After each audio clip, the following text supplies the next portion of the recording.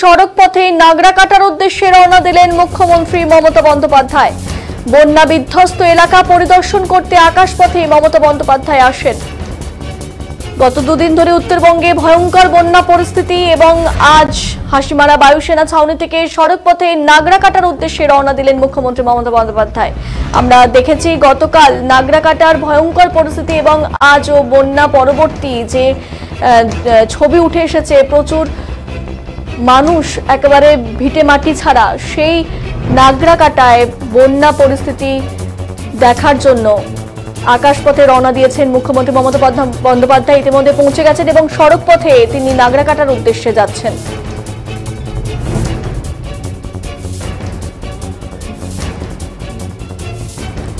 এই মুহূর্তে আমাদের প্রতিনিধি প্রকাশ রয়েছে আমাদের সঙ্গে।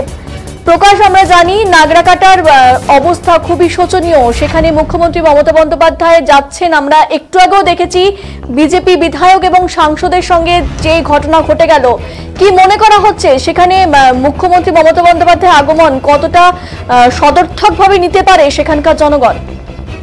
দেখো সুস্মিতা, যে পরিস্থিতি নাগরাকাটায় এই মুহূর্তে রয়েছে সত্যি এটা খুব ভয়াবহ পরিস্থিতি। কারণ নাগরাকাটার মতো জায়গায় এই প্রথম নয়, এর আগেও বেশ কিছু এরকম বন্যা প্রবল পরিস্থিতি তৈরি হয়েছিল, কিন্তু এবার কিন্তু সেই পরিস্থিতি কিন্তু অনেকটাই বাজে বলা যায়।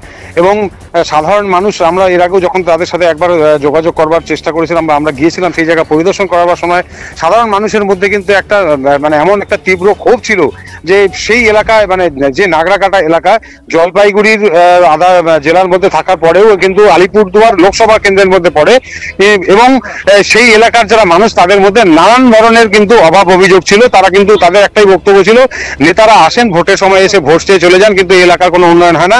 এবং উন্নয়ন হয় না বলেই কিন্তু গতকাল যে পরিস্থিতি তৈরি হয়েছে এই ভয়াবহ বৃষ্টিপাতের জন্য, ভুটান পাহাড়ের এই বৃষ্টিপাতের জন্য যে ক্ষতি হয়েছে তাতে কিন্তু তারা যথেষ্ট ক্ষিপ্ত রয়েছেন।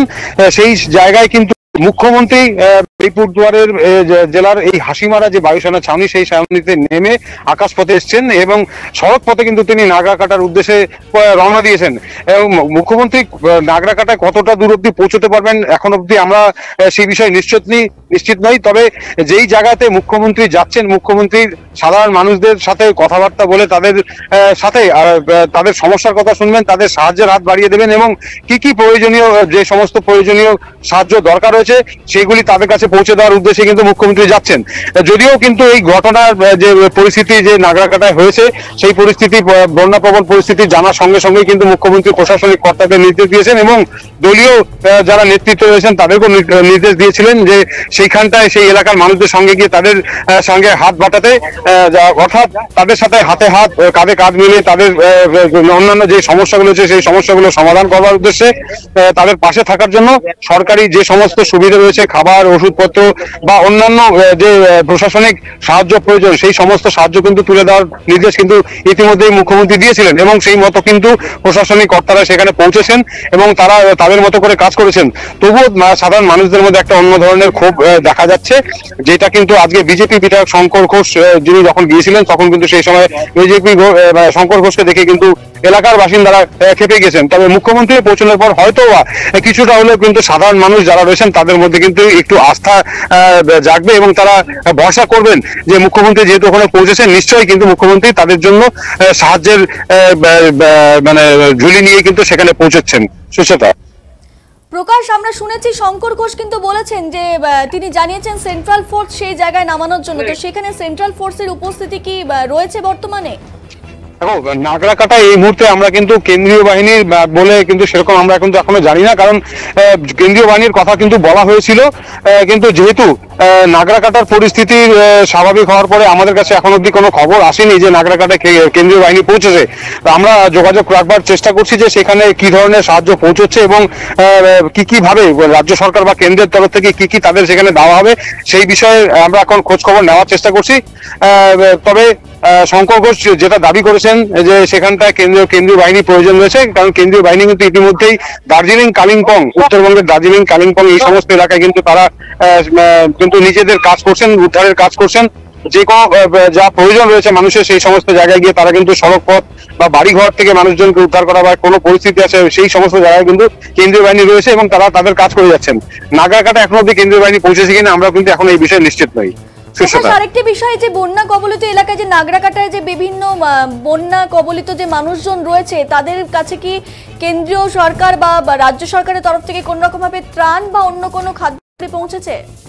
রাজ্য সরকারের তরফ থেকে কিন্তু খাদ্য সামগ্রী বা ত্রাণ নিয়ে কিন্তু উপস্থিত হয়েছে প্রশাসনিক কর্তারা, কিন্তু কেন্দ্রীয় যে সাহায্য সেই কেন্দ্রীয় সাহায্য কিন্তু এখনো পর্যন্ত সেখানে পৌঁছয়নি, কারণ সেই বিষয়ে খোঁজ খবর নেওয়ার জন্যই কিন্তু শঙ্কর ঘোষ আজ গিয়েছিলেন। কিন্তু এখানে একটি প্রশ্ন উঠেই আসছে, যেহেতু কেন্দ্রীয় সরকারের তরফ থেকে কোন রকম ত্রাণ বা তাদের কোন রকম সাহায্য পৌঁছয়নি, সেক্ষেত্রে যখন এই যে বিজেপির প্রতি যে আক্রমণাত্মক ভূমিকা নেওয়া হয়েছিল, তো সেক্ষেত্রে মনে করা যেতেই পারে যে যেহেতু রাজ্য সরকারের তরফ থেকে সেই সাহায্য তারা পেয়েছেন, সেখানে মমতা বন্দ্যোপাধ্যায়কে তারা সাদরে আহ্বান করতে পারেন। একেবারে সুস্থতা এই সম্ভাবনা কিন্তু উড়িয়ে দেওয়া যাচ্ছে না। তবে একটা কথা বলতে হয়, আজ শঙ্কর ঘোষ গেলেও সেখানে যাই তার সাথে যে আচরণ করা হয়েছে বা তাকে যা ভোট দেখানো হয়েছে, গতকাল কিন্তু মনোজ টিগ্গা কিন্তু ঘটনাস্থলে সকাল থেকে কিন্তু ছিলেন, কিন্তু মনোজ টিগ্গা কিন্তু সাধারণ মানুষদের সাথে কথা বলেছেন, বন্যা কবলিত এলাকা ক্ষতিগ্রস্ত এলাকা পরিদর্শন করেছেন, সাধারণ নাগরিকদের সঙ্গে তিনি কথা বলেছেন, কিন্তু তার সাথে কিন্তু এই ধরনের আচরণ কিন্তু সাধারণ মানুষ করেনি। তবে আজ শঙ্কর ঘোষের সাথে কেন্দ্রীয় যে সাহায্য সেই সাহায্য না পাওয়ার জন্যই সাধারণ মানুষরা এই ধরনের ক্ষোভ বিক্ষোভ দেখেছেন কিনা সেই বিষয়ে নিশ্চিত বলা যাচ্ছে না।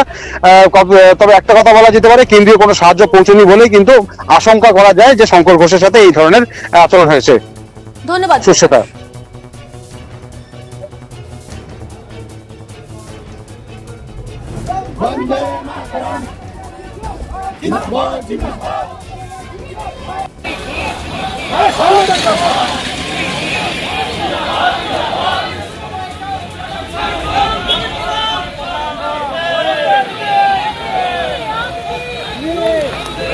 दीदी